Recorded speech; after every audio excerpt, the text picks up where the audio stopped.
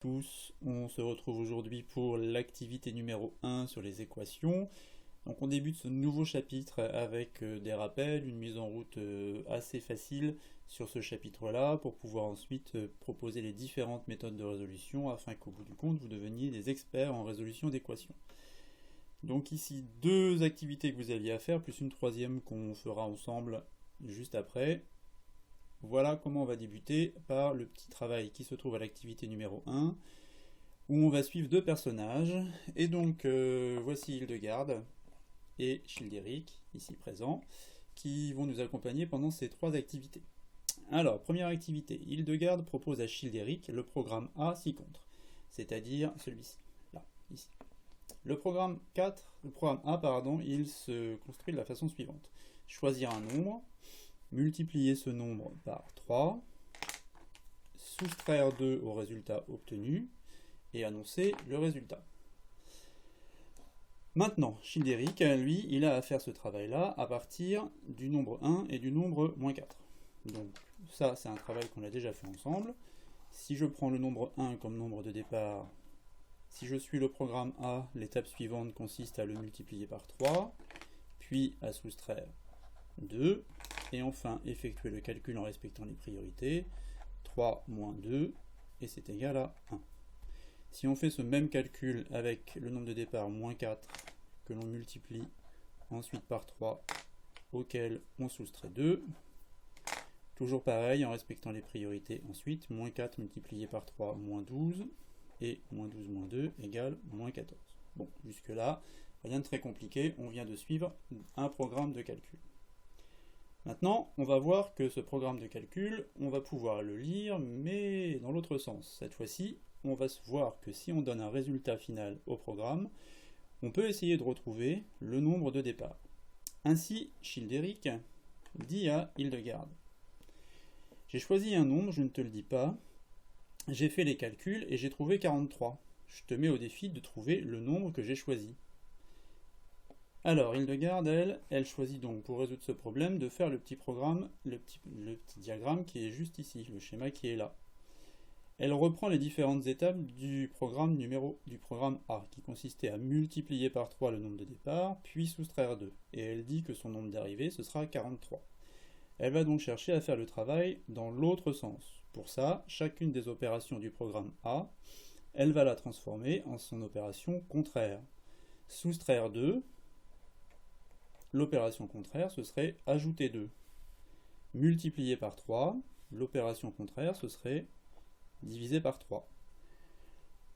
Maintenant, si je pars de ce nombre d'arrivées, ici, 43, que je lui ajoute 2, j'avais trouvé donc, à l'étape intermédiaire, 45. 43 plus 2, 45.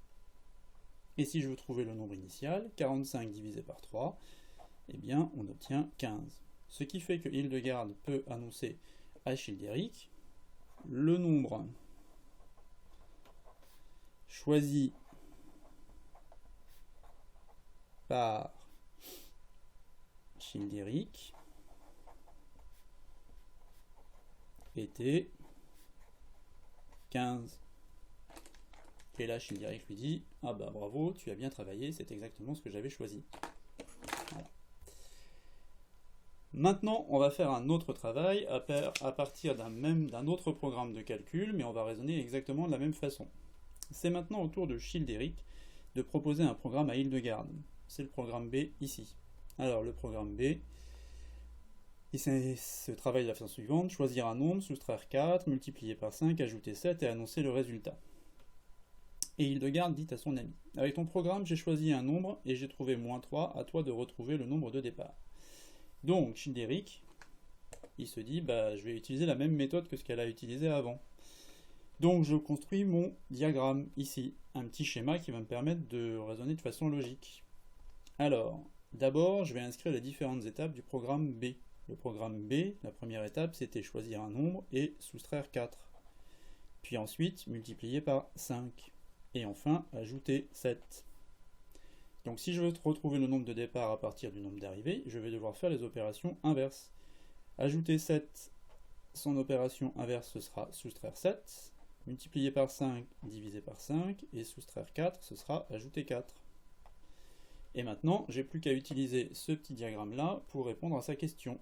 Elle avait trouvé moins 3, donc moins 3 était le nombre d'arrivées.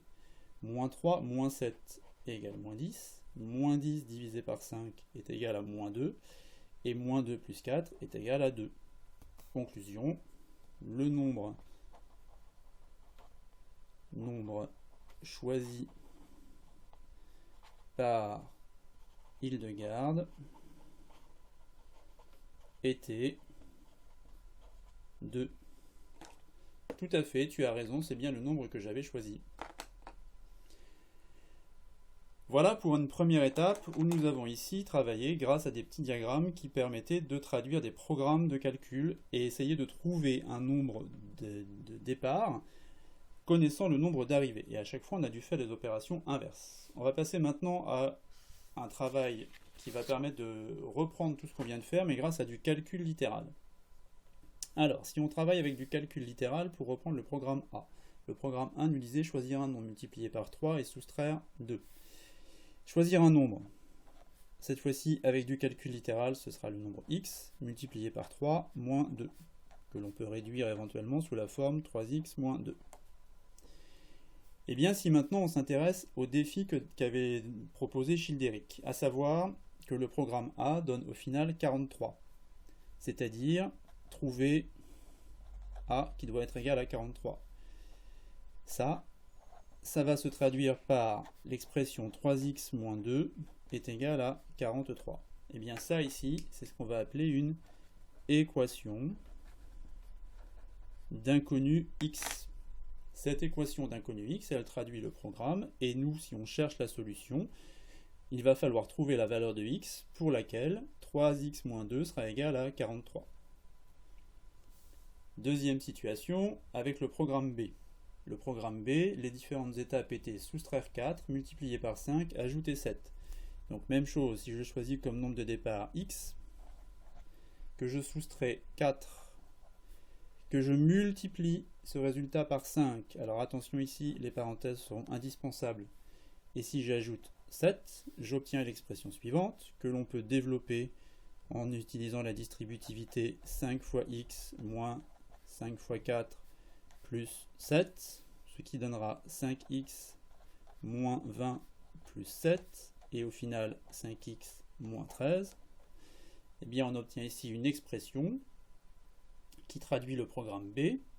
Et par rapport au défi numéro 2 qui était proposé de trouver une valeur de x pour laquelle ce programme B donnait moins 3, ça se résout et ça se traduit par grand B doit être égal à moins 3, ou encore 5x moins 13 est égal à moins 3, et ça c'est donc une équation d'inconnu x.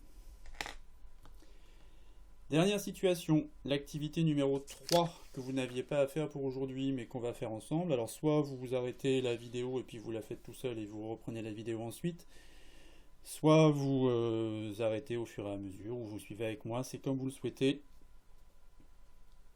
La situation proposée est la suivante. Hildegarde, que revoilà, dit à Childéric, quand je suis allé à la librairie hier, j'avais 43 € dans mon porte-monnaie. Je voulais m'acheter 3 BD de la même série, elles coûtent chacune le même prix. Malheureusement, il me manquait 2 €. Peux-tu calculer le prix d'une BD? Alors, pour résoudre ce problème, Childéric, il décide de travailler justement avec des x comme on a fait avant et de nommer x le prix d'une seule BD. Alors, voilà ce qu'il se dit pour commencer. Si le prix des 3 BD avait été de 2 € moins élevé, Hildegarde aurait eu la somme exacte. Le prix des 3 BD, c'était égal à 3 fois x. Si ce prix-là avait été de 2 € moins élevé, c'est-à-dire si j'avais eu 2 € de moins que le prix total des 3 BD, eh bien elle aurait eu la somme totale, c'est-à-dire 43, ce qu'elle avait dans son porte-monnaie. Voilà comment on met le problème en équation. Maintenant, il poursuit. Donc, si elle avait eu 2 € de plus, elle aurait pu acheter les 3 BD. Donc en effet, si elle avait eu 2 € de plus, elle aurait pu acheter les 3 BD. C'est-à-dire que notre problème va se traduire de la façon suivante. Si je rajoute 2 à ce qu'elle avait, elle aurait eu exactement le prix des 3 BD. Moins 2 plus 2 va s'annuler. 43 plus 2 est égal à 45. Donc ça, c'est le prix des 3 BD. Il finit par se dire, maintenant que je connais le prix des 3 BD, pour trouver le prix d'une seule BD, bah, il va suffire de diviser par 3. Diviser par 3. Autrement dit, 3x, on peut l'écrire sous la forme d'une fraction sur 3, est égal à 45 sur 3. Conclusion, x est égal à 15. Il peut donc affirmer à son ami, le prix d'une seule BD était de 15 euros. Tout à fait, tu as raison, chaque BD coûtait 15 euros. Voilà, donc nous avons vu aujourd'hui ce que c'était qu'une équation, comment on pouvait mettre une équation, vous pouvez mettre un problème en équation et comment on pouvait commencer à résoudre. On reprendra tout ça dans la fiche de cours pour résumer et pour expliquer toutes les méthodes. À bientôt, au revoir.